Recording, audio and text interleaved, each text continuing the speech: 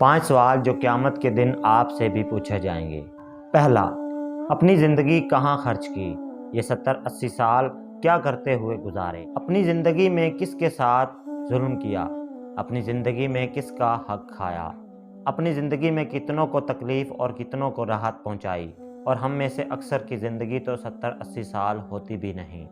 دوسرا، اپنی جوانی کہاں خرچ کی؟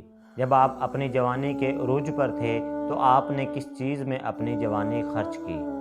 جب آپ اپنی جوانی کی بالکل چوٹی پر تھے تو آپ نے کون کون سے کارنامے سر انجام دیے؟ اس دنیا میں بہت سے نوجوان ایسے ہیں جو اپنی عروج کی جوانی کو غلط کاموں میں ہی صرف کر دیتے ہیں۔ یاد رکھیے، آپ کی جوانی کا حساب آپ سے ضرور لیا جائے گا۔ تیسرا، پیسہ کہاں سے کمایا؟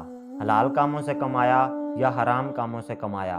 کتنا پیسہ دوسروں کا حق مار کر کمایا؟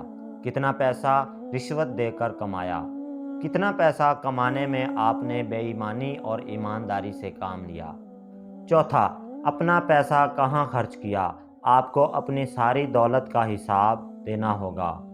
ہم میں سے اکثر یہی سمجھتے ہیں کہ انسان سے حقوق العباد اور حقوق اللہ کا ہی حساب ہوگا، لیکن یاد رکھیے، اللہ نے آپ کو جو کچھ دیا، آپ نے اس کو کہاں خرچ کیا؟ آپ نے اس کو جائز کاموں میں صرف کیا یا پھر آپ نے اس کو ناجائز کاموں میں اڑا دیا؟